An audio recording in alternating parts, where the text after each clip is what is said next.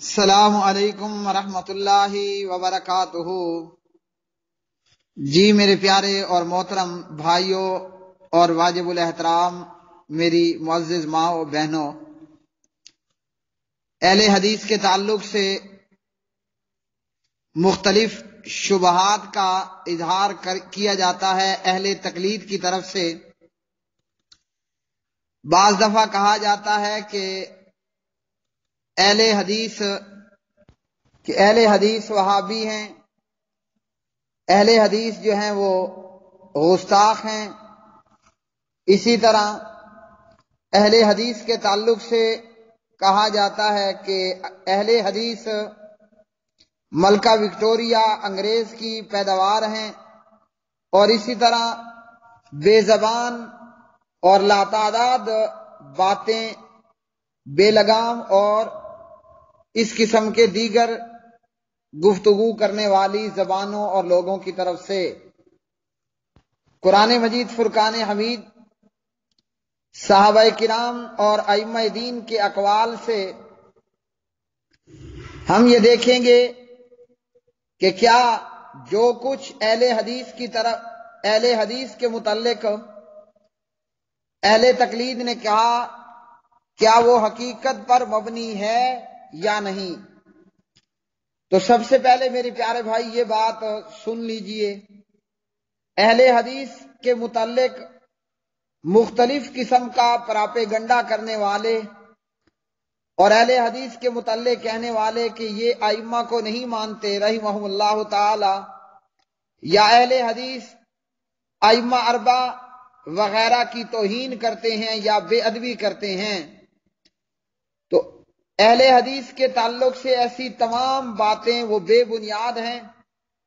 ان کا حقیقت کے ساتھ کوئی تعلق نہیں ہے۔ دراصل اہل تقلید کا یہ خوف کہ اب مسلمان دنیا بالخصوص برصغیر پاک و ہند میں تقلیدی مذاہب اور مسالک اور طریقوں کو چھوڑ کر ہر مسلمان، چاہے وہ خاص ہو یا عام ہو، ہر ایک کی کوشش یہی ہوتی ہے کہ ہم قرآن اور حدیث کو پڑھیں، سمجھنے کی کوشش کریں، اور اپنے مسائل کا حل بھی خالصتاً قرآن اور حدیث ہی کی روشنی میں ہمیں دیا جائے۔ تو اس بات سے خوفزدہ ہو کر کبھی نجدی ہونے کا کہا گیا اور کبھی کچھ کہا گیا، کبھی کچھ۔ تو سب سے پہلے تو یہ بات ہم یاد رکھ لیں اور دیکھ لیں،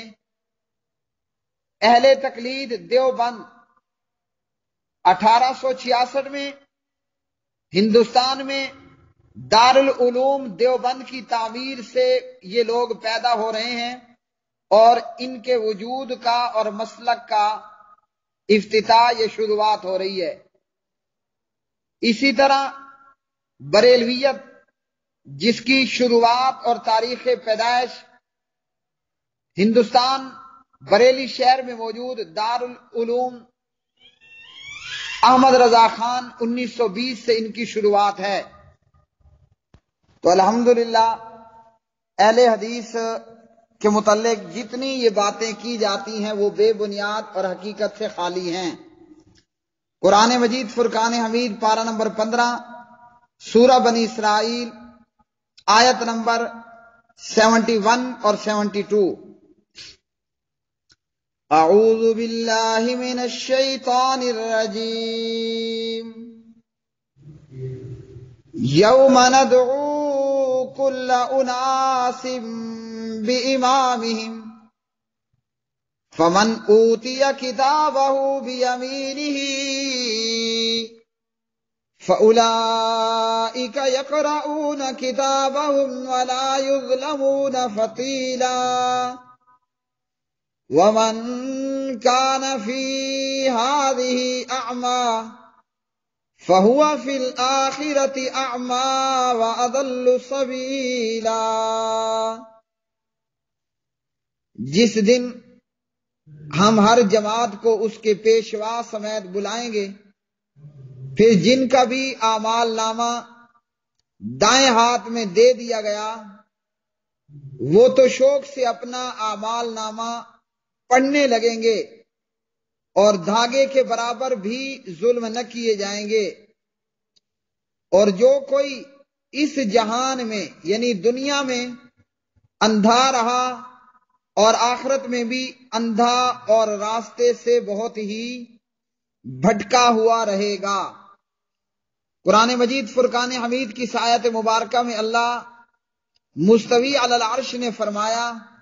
ہم قیامت کے دن ہر ایک کو اس کے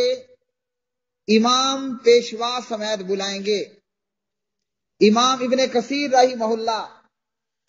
امام المفسرین حافظ عماد الدین ابو الفدا اسماعیل بن عمر بن کثیر الدمشقی المتوفا 774 ہجری رحمہ اللہ تعالی اس آیت مبارکہ کی تفسیر میں لکھتے ہیں، اہل حدیث کی فضیلت۔ بعض سلف کا یہ قول ہے کہ اس میں اہل حدیث کی بہت بڑی بزرگی ہے، اس لیے کہ اہل حدیث کا امام محمد مصطفیٰ احمد مجتبیٰ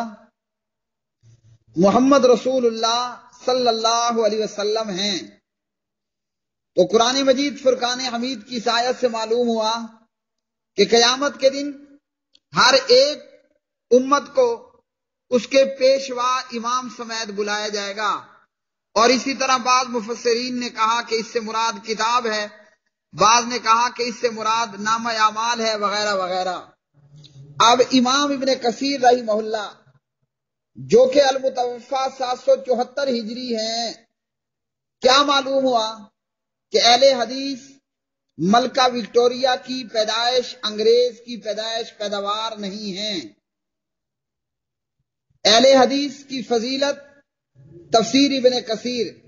امام ابن کثیر کا اس آیت کے تحت اہل حدیث لکھنا اس بات کی علامت ہے کہ الحمدللہ اہل حدیث صحابہ اور سلف کے دور سے ہیں۔ اور میں کہا کرتا ہوں جب سے حدیث ہے تب سے اہل حدیث ہے۔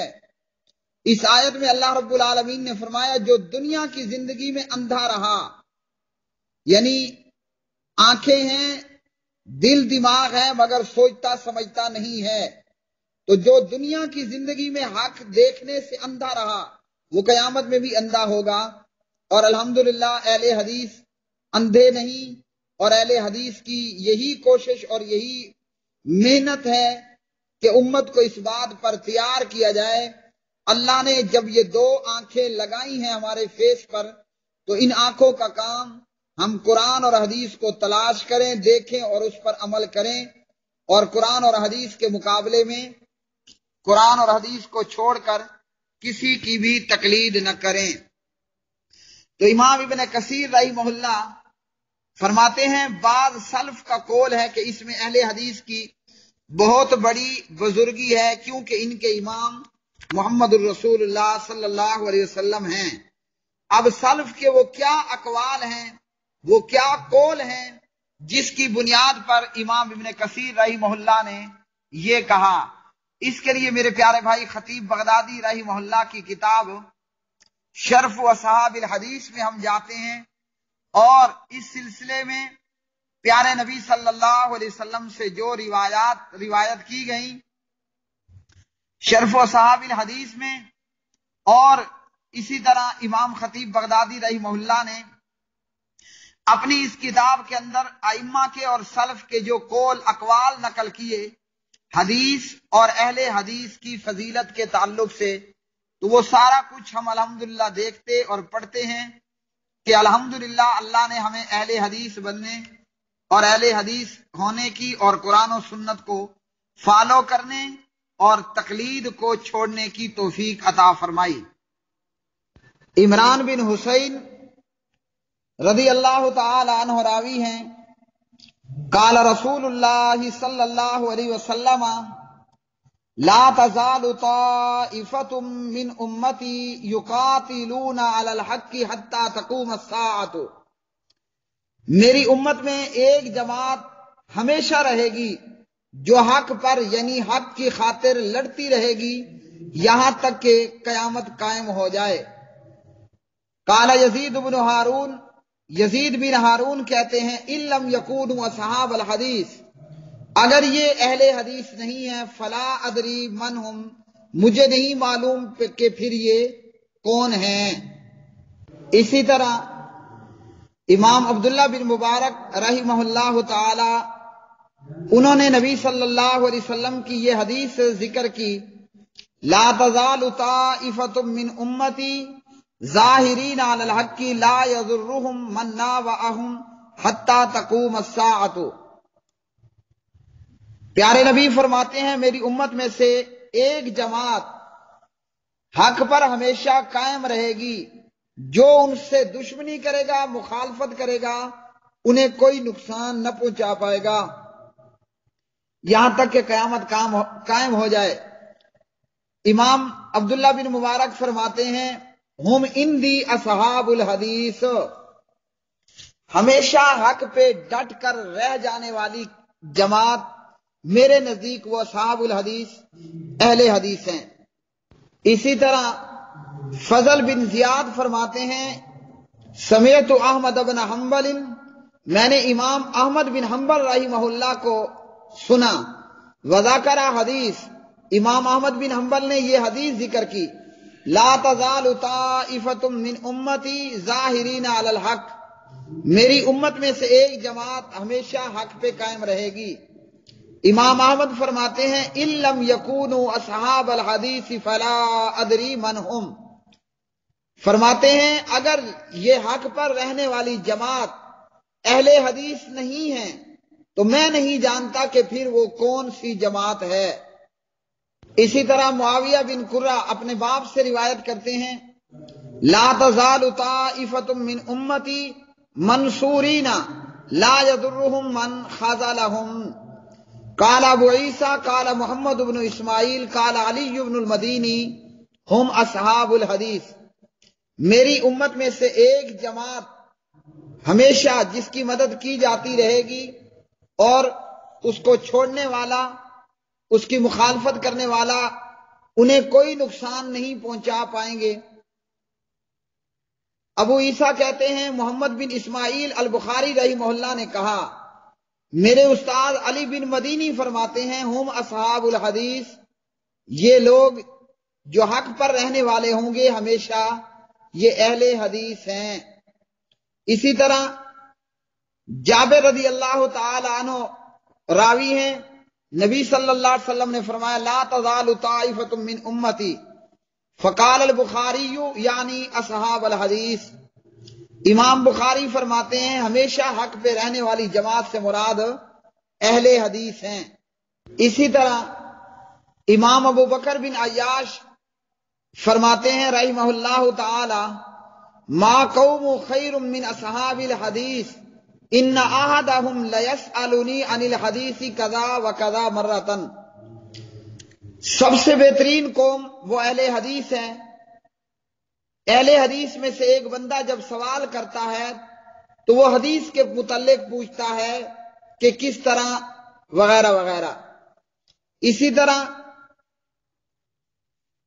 ابو بکر بن عیاش فرماتے ہیں امام آمش جب تک وہ فوت نہ ہو گئے تب تک وہ حدیث کے طالب علم رہے، یعنی حدیث کو سیکھتے رہے اور حدیث کی جستجو میں لگے رہے۔ امام خلیل بن احمد رحمہ اللہ فرماتے ہیں ان لم یکن اہل القرآن والحدیث اولیاء اللہ فلیس للہ فی الارض ولی، اگر قرآن اور حدیث والے اولیاء اللہ نہیں ہیں تو پھر پوری دھرتی میں زمین میں کوئی بھی ولی اللہ نہیں۔ کیا معلوم ہوا کہ اہل حدیث ولی اللہ ہیں، اللہ کے دوست ہیں۔ اسی طرح امام عبداللہ بن مبارک رحمہ اللہ فرماتے ہیں اثبت الناس علی الصراط اصحاب الحدیث، لوگوں میں سے سب سے صحیح صراط مستقیم پر وہ اصحاب الحدیث اہل حدیث ہیں۔ اسی طرح ابراہیم بن ادہم رحمہ اللہ بہت بڑے ولی اللہ ہیں، وہ فرماتے ہیں یقول قال علی ابی، مجھے میرے باپ نے یہ کہا یا بنیا اطلب الحدیث، اے میرے بیٹے حدیث کو طلب کر، یعنی حدیث سیکھ، حدیث میں جستجو کر، حدیث کا اپنے اندر شوق پیدا کر، حدیث کو سیکھ۔ فرماتے ہیں میرے باپ نے مجھے کہا فَكُلَّمَا سَمِعْتَ حَدِيثًا وَحَفِظْتَهُ، اگر تو ایک حدیث سن کر یاد کرے گا، فَلَكَ دِرْهَمٌ، تجھے ایک درہم بطور انعام دوں گا۔ ابراہیم بن ادم فرماتے ہیں فَطَلَبْتُ الْحَدِيثَ عَلَى هَذَا، مجھے میرے باپ نے یہ شوق دلایا اور میں اپنے اس شوق میں حدیث کی طلب میں لگ گیا۔ تو ابراہیم بن ادم بہت بڑے بزرگ ہیں، وہ ایک حدیث یاد کرتے، سنتے اور اسے یاد کر لیتے، اور انہیں ان کا بابا جان ایک درہم انعام دیتا۔ الحمدللہ اس سے بھی اہل حدیث کی فضیلت معلوم ہوئی، اور آج بھی الحمدللہ ادہم کی یہ سیرت اہل حدیث علماء میں جاری و ساری ہے کہ اہل حدیث مدارس میں، اور جو ہم نے پڑھا اور دیکھا، جامعہ دعویٰ الاسلامیہ مرکز طیبہ مرید کے بلوغ المرام میں سے کتاب الجامع یاد کرنے پر 500 روپیز الحمدللہ انعام لیا، تقریباً 1998 کے اندر۔ اور اسی طرح جامعہ کے اندر انعام لینے والے اور دیگر اہل حدیث مدارس میں بلوغ المرام مکمل یاد کرنے والے یا دیگر احادیث کے مجموعوں کو یاد کرنے والے۔ اسی طرح ابو عروبہ الحرانی فرماتے ہیں الفقیہ اذا لم یکن صاحب حدیث یکون اعرج، اگر فقیہ وہ اہل حدیث نہیں ہے، اس کے پاس حدیث نہیں، صاحب حدیث نہیں ہے، تو وہ لنگڑا ہے۔ اگر فقیہ صاحب حدیث اہل حدیث نہیں ہے، ایسا فقیہ ہے کہ حدیث کا علم اس کے پاس موجود نہیں، وہ اعرج ہے، لنگڑا ہے، لولا ہے۔ اسی طرح امام قتیبہ بن سعید رحمہ اللہ فرماتے ہیں اذا رأیت الرجل یحب اہل الحدیث، جب تو کسی بندے کو دیکھے کہ وہ اہل حدیث سے پیار کرتا ہے، محبت کرتا ہے، فَإِنَّهُ عَلَى السُّنَّةِ، یہ آدمی سنت پر ہے۔ جو اہل حدیث سے محبت کرتا ہے، اہل حدیث سے محبت کرنا سنت پر ہونا ہے۔ وَمَنْ خَالَفَ هَذَا، اور جو اہل حدیث کی مخالفت کرے، فَاعْلَمْ أَنَّهُ مُبْتَدِعٌ، تو پھر جان لو کہ یہ بندہ بدعتی ہے۔ اور اسی طرح عبد القادر جیلانی رحمہ اللہ نے غنیۃ الطالبین میں فرمایا اہل حدیث اہل سنت ہیں، اور اہل بدعت کی یہ نشانی ہے کہ وہ اہل حدیث کو برا بلا کہنے والے ہوں گے۔ اسی طرح احمد بن سنان القطان رحمہ اللہ فرماتے ہیں لیس فی الدنیا مبتدع الا وهو یبغض اہل الحدیث، دنیا کائنات میں کوئی بدعتی ایسا نہیں جو اہل حدیث سے بغض نہ رکھے، اہل حدیث سے دشمنی کرنے والا نہ ہو۔ یعنی جو بھی بدعتی ہوگا وہ اہل حدیث سے دشمنی کرے گا، اور جو بھی دشمن اہل حدیث ہوگا وہ بدعتی ہوگا۔ فَإِذَا ابْتَدَعَ الرَّجُلُ نُزِعَ حَلَاوَةُ الْحَدِيثِ مِنْ قَلْبِهِ، جب بھی کوئی بندہ بدعتی ہو جاتا ہے، اس کے سینے سے، اس کے دل میں سے حدیث کی محبت کھینچ لی جاتی ہے۔ آج یہی وجہ ہے کہ اہل الرائے، اہل تقلید، اہل حدیث کو برا بلا کہنے والے، ان کے سینوں میں حدیث کی کوئی محبت نہیں ہے۔ اسی طرح ابو نصر بن سلام فرماتے ہیں لیس شیء اثقل علی اہل الالحاد ولا ابغض الیہم من سماع الحدیث و روایتہ باسنادہ، اہل الحاد پر، بے دین لوگوں پر جو کتاب و سنت سے دور ہیں، ان پر سب سے بھاری چیز اور انہیں سب سے ناپسندیدہ چیز حدیث کا سننا اور اس کا روایت کرنا ہے۔ امام احمد بن حنبل رحمہ اللہ کے سامنے یہ ذکر کیا گیا کہ ایک شخص ہے جو یہ کہتا ہے اصحاب الحدیث قوم سوء، اہل حدیث برے لوگ ہیں۔ فقام ابو عبداللہ امام احمد بن حنبل رحمہ اللہ کھڑے ہو گئے، وہوا ينفض ثوبہ، اپنے کپڑے جھاڑتے ہوئے کہنے لگے زندیق زندیق زندیق، ودخل بیتہ، کہا کہ اہل حدیث کی برائی کرنے والا، اہل حدیث کو برا بھلا کہنے والا زندیق ہے، یہ کہا اور اپنے گھر میں داخل ہو گئے۔ اسی طرح امام شعبی فرماتے ہیں ما حدثوک عن اصحاب محمد صلی اللہ علیہ وسلم فخذہ، جو کچھ تجھے بیان کیا جائے اصحاب محمد سے، یعنی جب تجھے حدیث پہنچائی جائے، بیان کی جائے، اس کو لے لو۔ وما قالوا برأیہم، اور جو حدیث کے مقابلے میں اپنی رائے سے کہیں، فبل علی، اس پہ پیشاب کر دے، یعنی حدیث کے مقابلے میں رائے کو چھوڑ دے۔ حدیث کے مقابلے میں رائے اتنی بری ہے کہ اس کے اوپر متر دے، پیشاب کر دے۔ اسی طرح عبداللہ بن عباس رضی اللہ عنہ راوی،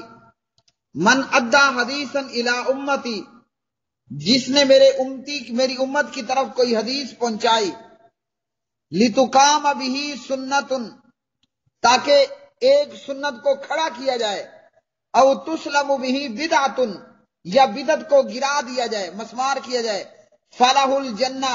حدیث بیان کرنے والے کے لیے، سنت کو کھڑا کرنے والے، بدعت کو نشٹ کرنے والے، تباہ کرنے والے، ختم کرنے والے کے لیے جنت ہے۔ اسی طرح امام سفیان رحمہ اللہ فرماتے ہیں ما اعلم علی وجہ الارض من الاعمال افضل من طلب الحدیث لمن اراد بہ وجہ اللہ، اللہ کی اس زمین پر اعمال میں سب سے افضل عملوں میں سے حدیث سیکھنا، سکھانا، حدیث کو طلب کرنا، حدیث کی جستجو کرنا ہے، وہ بندہ جو اس سے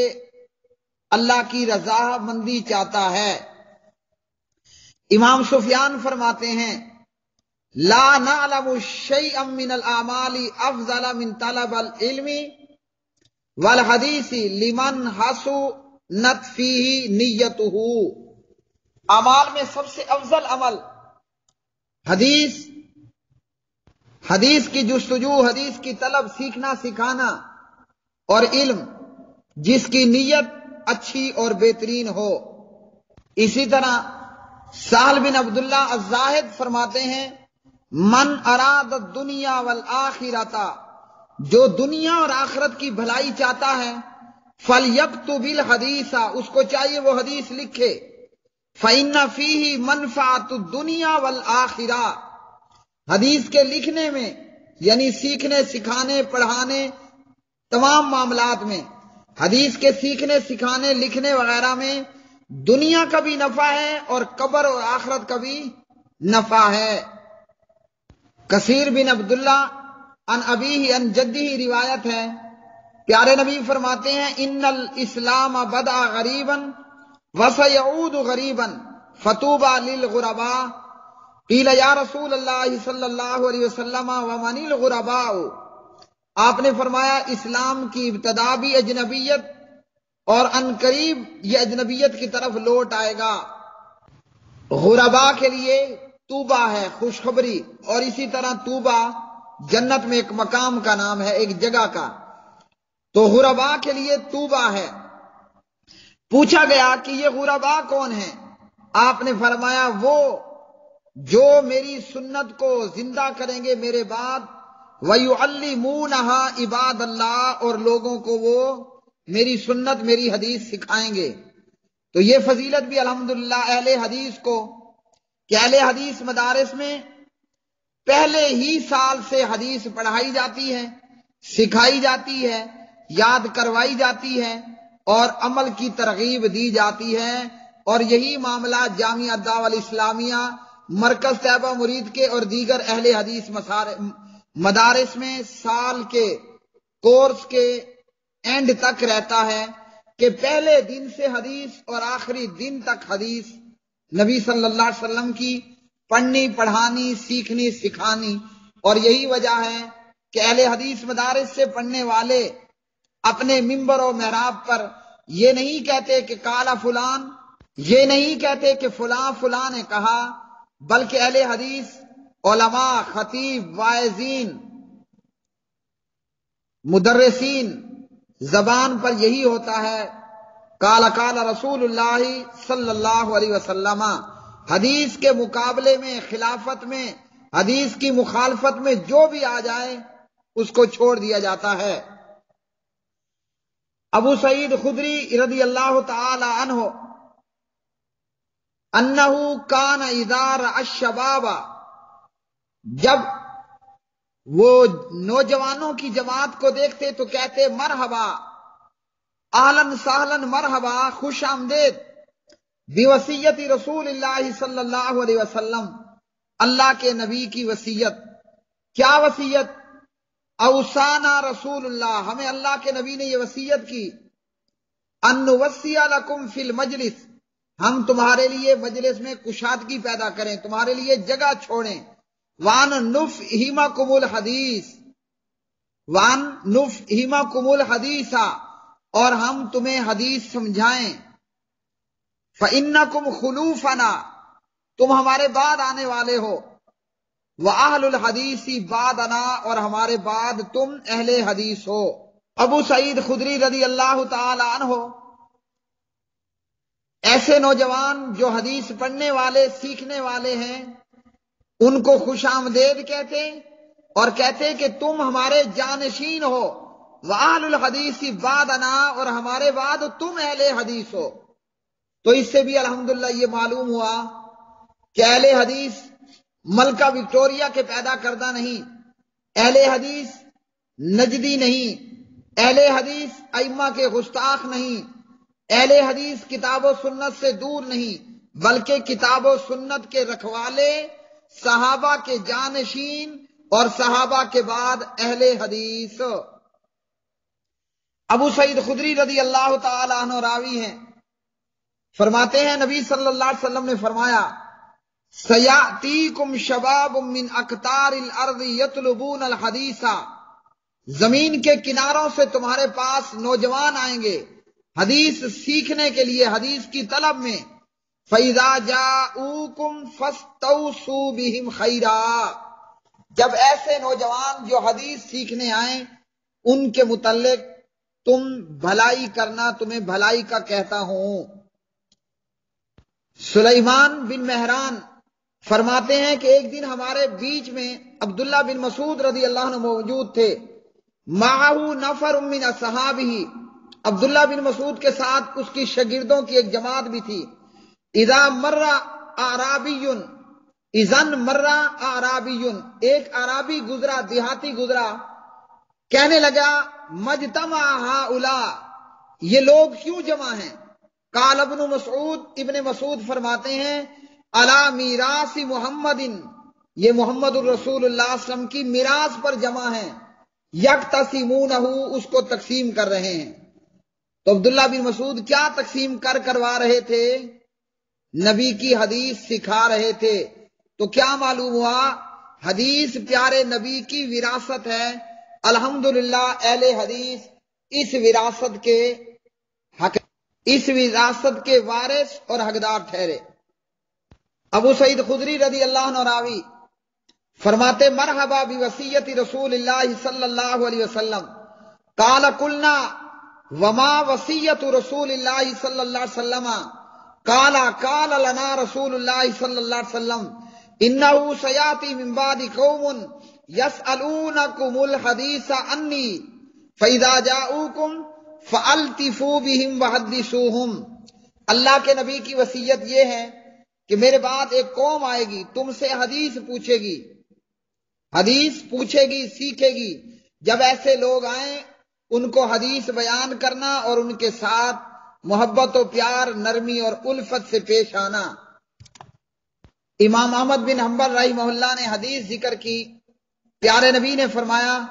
تفترق الامۃ علی 79 فرقۃ کلھا فی النار الا فرقۃ، میری امت کے 70 سے کچھ اوپر فرقے ہوں گے، سب کے سب جہنم میں سوائے ایک کے۔ امام احمد فرماتے ہیں ان لم یکونوا اصحاب الحدیث فلا ادری من ہم،